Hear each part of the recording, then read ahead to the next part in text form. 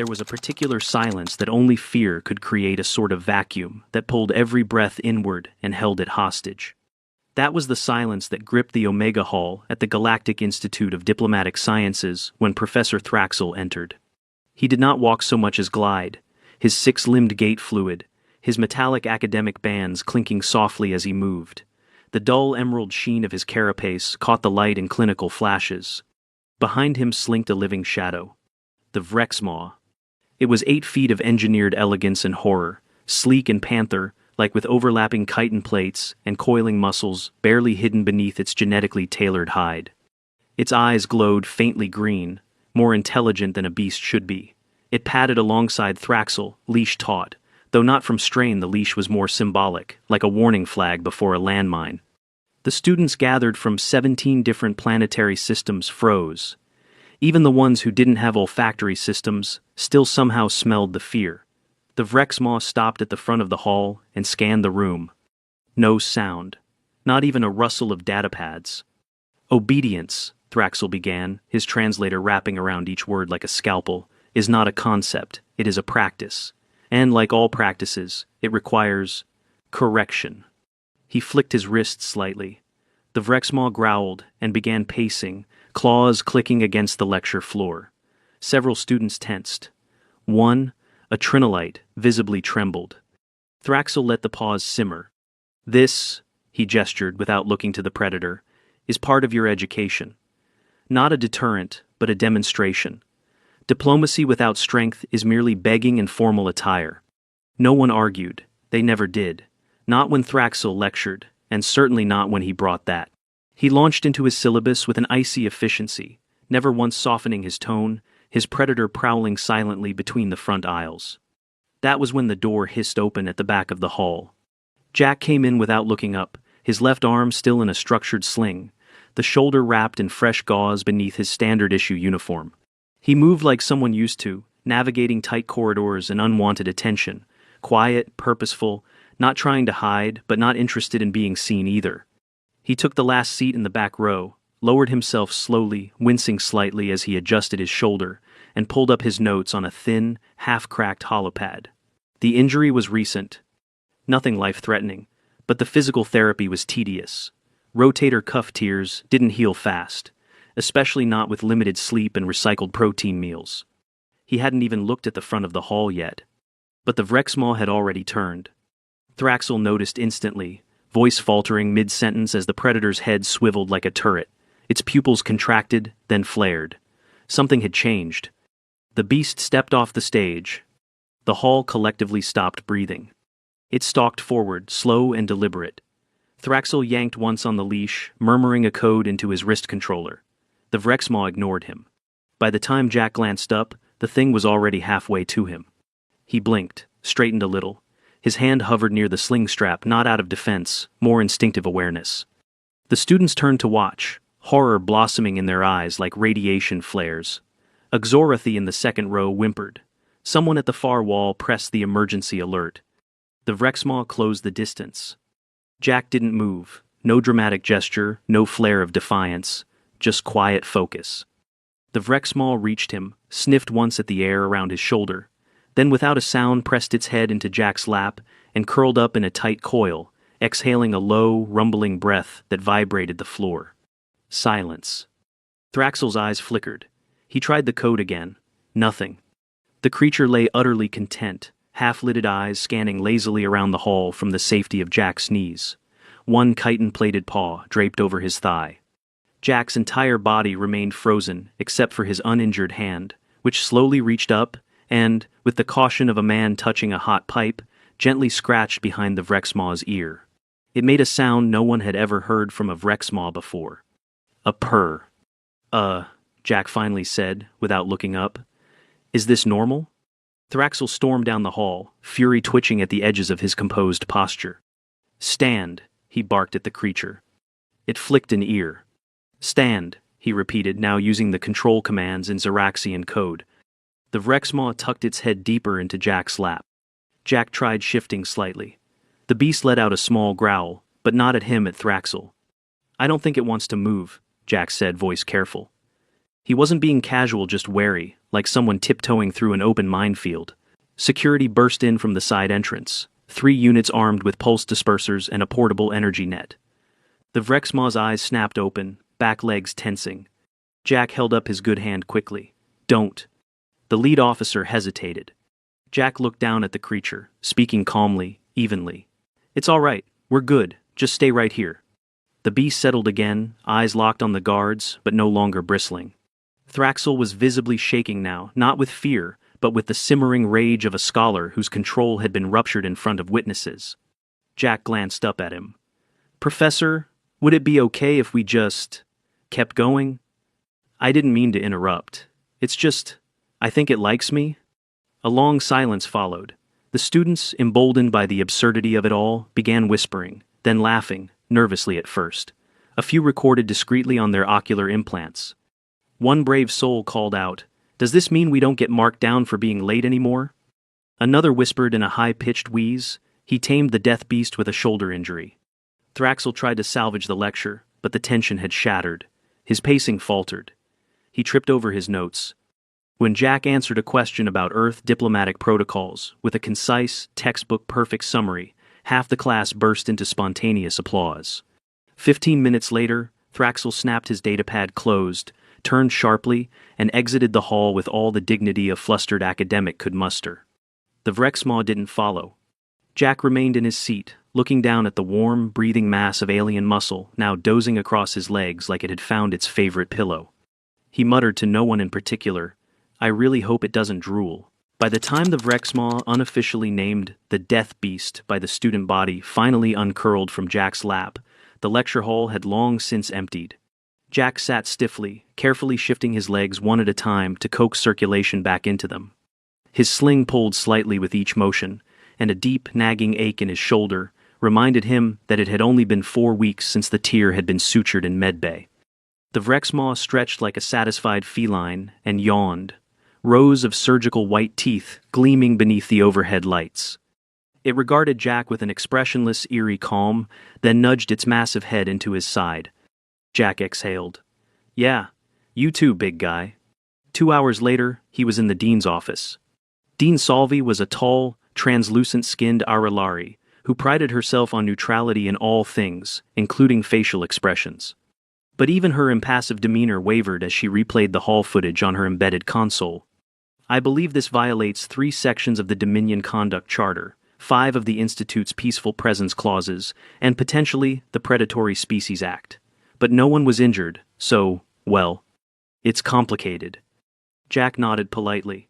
"I didn't provoke it. I just sat down." She tapped one elegant jelly-like finger on her desk. "That creature was engineered for enforcement. It should not have imprinted. It certainly shouldn't be purring." Jack glanced at the wall behind her, where a projected list of his recent injury logs still blinked. Left shoulder, rotator cuff tear, labral fraying, partial dislocation, surgical repair. Physical therapy ongoing. "I was told I still smell like antiseptic. Maybe it threw it off?" Salvi blinked slowly. "That's horrifyingly plausible." The door behind Jack opened. Professor Thraxel entered with the posture of a dignitary entering a war tribunal, back rigid and every movement etched with disdain. He ignored Jack entirely. "The Vrexmaw has been compromised. I demand its removal and reconditioning." Salvi raised a hand. "Thraxel, the creature broke your control protocols in front of 77 students. Until we determine whether this is a behavioral flaw or an environmental response, it stays with the only individual it's deemed non-hostile." Thraxel's claws flexed slightly. "That individual is a human." Jack blinked. "You say that like it's a virus." Thraxel whirled to him, seething. "Your presence has undermined an educational structure built over decades." Jack shrugged carefully. "I just showed up." The Vrexmaw, sitting outside the dean's open door, let out a low growl. No one had seen it follow them. Solvi looked between them. "Until further notice, the Vrexmaw will be classified as a temporarily bonded educational adjunct." Jack furrowed his brow. "What does that mean?" "It means you'll be responsible for it," she said, standing. "Legally." Jack blinked. "I'm still not cleared to lift more than 15 pounds with my left arm." Thraxel stormed out. The next day began with an apology from campus security, followed by 72 liability forms, 29 behavioral affidavits, and a creature custodianship waiver that required Jack to list what brand of protein cubes he preferred in case the Vrexmaw needed feeding during cohabitative academic periods. Jack's bunkmate, a jovial four-eyed scarn named Vilix, took one look at the beast curled under Jack's desk and moved his entire study rig to the common lounge. "You seem cool," Vilix said, "but I draw the line at sharing carpet with a bioengineered apex terror." The Vrexmaw didn't seem to mind the change. It followed Jack from class to class, always a few steps behind, completely silent unless someone got too close to his injured shoulder. Then it growled. Not loudly, just enough. After the third time this happened, when a student from Galtrex Prime accidentally brushed against Jack's sling during a crowded hallway, the Institute reprogrammed several automatic doors to allow the pair to bypass main corridors. By the end of the week, Jack was summoned to his first xenobehavioral interview. Dr. Krelix, a towering Larthian neuroethologist, examined the Vrexmaw from behind a quarter-inch of reinforced neogel glass. "It shows signs of reverse imprinting. Fascinating. You say it began immediately after your entrance?" "I sat down," Jack said again. "And your injury was from a human combat simulation?" "Training accident. Another guy panicked and misread my motion. We both hit the deck." Krelix nodded and scribbled something on a floating notepad. "Do you often exude cortisone under stress?" Jack frowned. "Doesn't everyone?" "No, not in those quantities." Jack paused. "So, it imprinted on me because of my sweat?" "Partially. Possibly. Could also be pheromonal response, vocal modulation, or..." Krelix tapped the glass. "Earth mammals have highly interactive care bonding habits. Grooming, vocal soothing, injury tending. It's possible your behavior reads as calming to the Vrexmaw's new sensory profile." Jack squinted. "It likes that I'm injured and polite?" "Inconclusive, but highly reproducible. I'd rather it wasn't." The interviews piled up. So did the paperwork. Each day brought a new stack of cross-species behavior, questionnaires, and academic briefings. One morning, an official from the Xerax Dominion's Enforcement Division arrived, demanding the creature's return. Jack met him halfway across the quad, Vrexmaw sitting beside him like a living shadow. "She goes with me," Jack said. The agent laughed. The Vrexmaw rose, slow and deliberate. The agent stopped laughing. That night, a new bulletin appeared on campus news feeds. Student claims emotional support predator. Institute scrambles to clarify policy. In the dorm lounge, Vilix read it aloud between bouts of choking laughter. "You're famous." Jack rubbed his temples. "I'm tired. Maybe teach it tricks, like intimidation on command?" Jack glanced over. The Vrexmaw was dozing beside his chair. "I taught it stay," he said quietly. "Kinda." He hadn't meant to. It had just started listening. 2 days earlier, during a routine shuttle ride to off-site observation labs, a small turbulence pocket jolted the cabin. Jack had reflexively hissed in pain, shoulder flared again, and the Vrexmaw had immediately stood, crouched, and growled at the engine panel. Jack had whispered, "Hey, stay," through gritted teeth. It had stopped moving. Krelix called it adaptive emotional anchoring. Jack called it strange. The Institute called it grounds for mandatory interspecies training. On the third week of the incident, Jack was invited to a cultural debate panel. He hadn't wanted to go, but the dean had called in a favor. The hall was full: students, researchers, faculty, even Thraxel. The moderator began stiffly. "Today's topic is the role of fear in academic environments." Thraxel took the floor first. He delivered a fiery monologue about structure, discipline, and respect built through regulated intimidation. Jack followed. He stepped up slowly, arms still braced. The Vrexmaw sat beside him. "I get it," he said plainly. "Fear works. It makes people quiet. It gets fast results. But it doesn't build anything." Silence. "I'm not fearless," he added. "I just don't think being afraid is a good way to learn." He gestured toward the beast beside him. "She's not a weapon now. She's a responsibility. That's harder. And maybe that's the point." Later, when asked how he felt about the outcome of the panel, Jack said, "I'm just glad nobody touched my shoulder.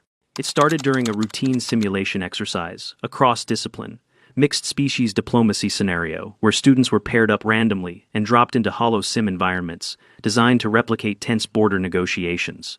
Jack was paired with Eltruin, a Syraxian student with a quiet voice and an anxious gait. The assignment was simple: represent a neutral planetary envoy mediating between two hostile trade factions. The simulation room adjusted temperature, pressure, and background noise to simulate a rugged border world. Everything was going smoothly until the automated door behind them hissed open. Eltruin flinched. Jack turned instinctively, and so did the Vrexmaw, who had curled up against the simulation wall moments earlier, observing quietly per standard bonding protocols. A third student, late and disoriented, stumbled into the room, arms full of misplaced files. He tripped. The files scattered. One of them, a thick diplomatic dossier loaded onto a sharp-cornered polymer slate, struck Jack's left shoulder with an unceremonious thwack. Jack's entire body locked up. The pain came like a spike, sharp, sudden, and nauseating. He staggered back against the wall, lips pressed tight, air catching in his lungs. The Vrexmaw was standing before the slate hit the ground. It didn't roar, it didn't attack, but it moved, fast and tense, placing itself between Jack and the other student in an unmistakably protective arc.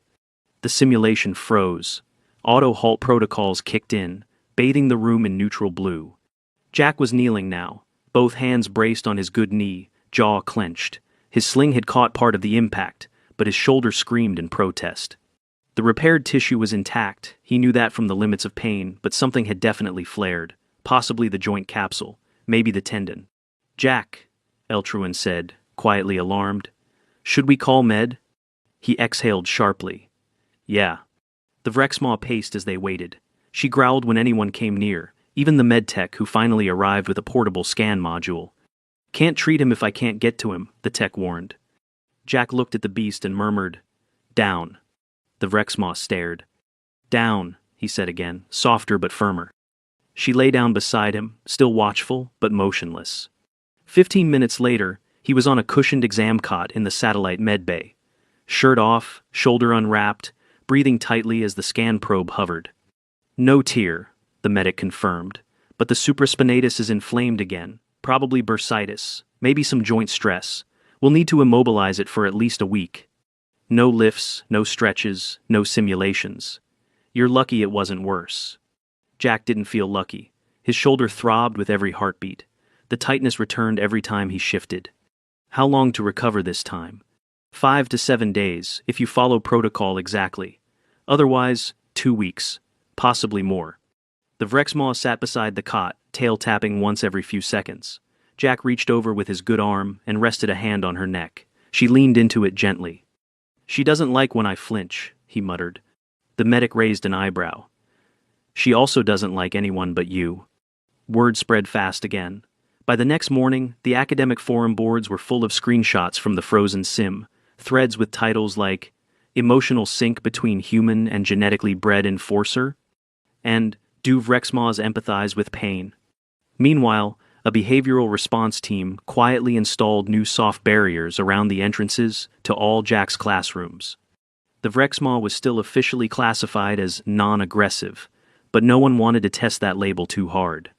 Jack, now wearing a newer, sturdier immobilizer brace, spent his days moving slower than usual and dodging questions like shrapnel.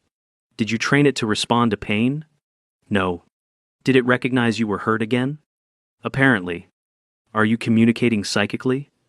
"Not unless sarcasm counts." He didn't want the attention.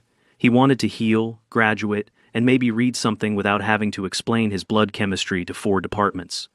By midweek, the Institute had created a new temporary policy. Students with classified bonding anomalies had to attend cross-species emotional regulation sessions. Jack's sessions were held in a neutral white room, with padded seating and 2 observers sitting behind a mirrored panel. One of them, he was pretty sure, was Krelix again. "You seem irritable today," said the therapy coordinator. Jack gestured at his immobilizer. "Inflamed tendon." The Vrexmaw sat next to him on the floor, tail flicking. She occasionally looked up at the mirror with a mild glare. "And how do you feel about the attention you're receiving?" "Can't sleep. The auto doors keep misreading my ID and opening early for her. A pause. Do you resent the Vrexmaw? Jack looked at her. She looked back, eyes wide, entirely still. No, he said after a beat, she's not the problem. What is? Jack flexed his good hand against his thigh. Everyone acting like she's a threat when she's just reacting. She didn't attack anyone. She guarded me. That's not aggression. That's protection. The coordinator scribbled furiously. A day later, Jack found himself cornered by a student documentary crew. Can we interview you for our interspecies ethics project? No. Just a short segment? No. Can we interview the Vrexmaw? She doesn't do press. They filmed anyway, from a distance. At the end of the week, the dean called him in again. You've become a catalyst, Jack. Jack, sitting stiffly with an ice pack over his shoulder, muttered. That's usually what people say before things explode. Solvi offered a rare half smile. We're integrating a new course next cycle. Interpersonal resilience and cross-species cohabitation. You'll be referenced heavily. Jack didn't respond. The Vrexmaw, curled beside his chair, exhaled slowly. Solvi glanced at her. She's different now. Less volatile. Maybe, Jack said, or maybe no one's given her a reason lately. The dean tapped her fingers thoughtfully. We've requested a reclassification review. If approved, she'll be considered a bonded companion. Permanently. Jack raised his eyebrows. And, if not? She goes back to the Dominion for reconditioning. There was a long silence. Jack looked down at the Vrexmaw. She looked up at him, ears twitching slightly. I'll fill out the paperwork, he said. The following morning, Jack sat at his usual spot in the lecture hall, now outfitted with a custom low platform beside his chair, where the Vrexmaw lay curled up, tail draped lazily over the edge. She didn't react to the noise, or the whispers, or even the surprised looks from students who hadn't seen her since the early chaos. She only stirred when a student behind Jack reached forward to tap his chair. The Vrexmaw lifted her head slowly. The student froze. Jack turned his head slightly and said, I'd really recommend not doing that. The hand retreated. The lecture began. For once, it wasn't Thraxel. It was Professor Sellen, a Barathi diplomat, with 4 lungs and a talent for making dense treaty law sound almost lyrical. She paused mid-sentence, eyes falling on the Vrexmaw beside Jack. After a beat, she said, Mr. Halley, does your companion have a name? Jack blinked. He looked down. The Vrexmaw tilted her head. Jack exhaled. No, not yet. Sellen nodded. I suggest you give her one, before the Senate Ethics Committee decides to do it for you. Naming a bioengineered predator wasn't something Jack had ever expected to add to his academic workload. It wasn't on any syllabus, nor was it listed in the Student Responsibilities Manual, though. Judging by the number of revised sections sent to his inbox lately, that manual was a living document now. He tried to ignore the growing number of suggestions arriving daily. A bulletin board in the campus common had been repurposed into a running list. Scarfluff, Death Snuggles, Princess Talonpaws. Someone even carved Mr. Cuddlefury into the bench outside Xenobehavioral Studies. But Jack didn't laugh. Not because he lacked a sense of humor, but because the naming mattered. She had saved him twice. Not dramatically, not like a storybook guardian leaping into a fight. She'd just chosen to protect. That deserved more than a joke. He waited and observed. Watched how she responded when someone dropped a tray in the cafeteria, when a hover scooter zipped too close on the walkway, when he winced while changing his brace. Every time, she shifted, measured, controlled, not aggressive but alert. She didn't scare easily, but she didn't take chances either. So when the next Xeno-Psych eval demanded a designation, Jack filled in the form, Kova. It was a loose derivative of an old Earth word, barely remembered, used in some extinct dialects to mean shelter or protector. He liked the sound of it. It fit her. When he said it aloud for the first time, Kova, stay. She responded with a quiet blink and remained seated. Kova it was. The reclassification came through 3 days later. Bonded companion of Type 3 sentience, regulated and recognized. She was no longer a Dominion asset. She was his. The ceremony, if it could be called that, was held in a quiet chamber with only 3 officials and a notary bot present. Jack signed the binding agreement with his right hand shoulder still sore, but functional, and Kova rested her head against his knee as if she understood the significance. "You are now legally responsible for her conduct," one official said, voice monotone. Jack nodded. "I already was." Afterward, life didn't change all at once. There were still protocols, regulations, a safety perimeter in the dorm halls. Visitors had to announce themselves, and medbots refused to enter his room unless Kova was manually restrained, which she tolerated about as well as a hurricane tolerates duct tape. But slowly, quietly, things softened. A few brave students began approaching. One Zorathi asked if he could sit nearby during lectures, citing improved focus in the predator's presence. Another, a Skarn female, offered Kova a protein cube from her own lunch tray. Kova sniffed it, declined politely, and curled back up.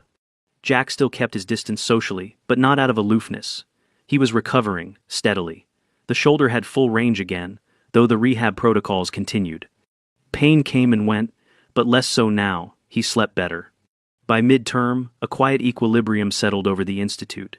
Kova napped during lectures, followed Jack on his evening walks, and sat through study hours without so much as a tail twitch. Faculty adapted. The dean's office issued a revised companion policy, named, ironically, the Halley Protocol. Thraxel, meanwhile, had been reassigned. The announcement was short. Professor Thraxel will now be overseeing strategic behavioral conditioning at the Dominion Military Academy. He left without a word. No farewell, no confrontation, just vanished, leaving behind an echo of glowering silence that no one missed. The biggest change came with the new seminar series. At first, Jack declined the invitation. He wasn't a public speaker, but the dean had phrased it as an academic opportunity, a forum on nonverbal diplomacy, emotional cue mapping, interspecies trust models. He agreed, reluctantly. The first session was a mess. Jack spoke too fast. Kova paced. The second went better. Students asked questions. Kova sat beside the podium, watchful but calm. By the fourth seminar, Jack found himself enjoying it. He spoke not just of biology or neural responses, but of patience, tone, quiet body language, the power of stillness.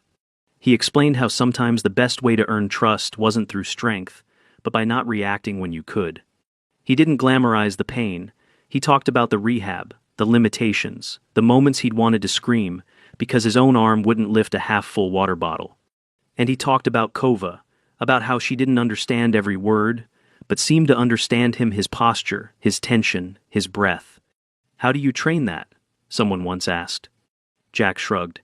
"You don't. You meet it halfway." The recordings of the seminars were shared across 3 sectors. Jack received invites from 2 embassies and a university on Zelvar Prime. He declined. He wasn't ready for that. Maybe someday. Then came the Senate inquiry. It was procedural technically, a formality to ensure no weaponizable precedents had been set. But the room was intimidating. Marble floors, surveillance nodes, 10 high-level administrators, including a Dominion representative who looked like he'd swallowed a lemon. Jack sat at the center table. Kova remained beside him, unmuzzled but calm. The questioning began. "Do you believe this bond represents a threat to diplomatic stability?" "No," Jack replied. "Would you consider the Vrexmaw's response to injury a liability?" "Only if you make a habit of injuring people." That earned a few stiffened shoulders. The Dominion rep leaned forward. "You've turned a weapon of enforcement into a companion animal." Jack blinked. She turned herself into one. There was a pause. A long one. Then, the lead administrator spoke. "We've reviewed all footage, interviews, medical documentation. The committee sees no cause for revocation of the bond." Jack exhaled. Kova leaned into his leg, silent as ever. They left together through the main rotunda. A crowd had gathered, faculty, students, even a few media drones hovering out of range. No one said a word, but they watched. Not with fear, with awe. Jack didn't wave, he didn't smile. He just walked, steady and slow, Kova at his side. Back at the dorms, he collapsed into his chair, exhausted. The shoulder ached, but it was manageable now. Kova lay at his feet. After a few minutes, he leaned down and whispered, "You know I never planned this, right?" She opened one eye. "I was just trying to get through a lecture." She closed it again. Jack laughed softly, wincing a little. He rested his head back and let the quiet settle. It wasn't dramatic. No thunder, no glory. Just a tired student, a strange companion, and a long stretch of reading still left to finish. But across a dozen systems, the name Kova had become a case study. And across the institute, the students whispered, not about terror, but about trust. Because once, a human had shown up late to class, injured and unknown, and a killer beast had chosen not to strike. It had chosen to stay.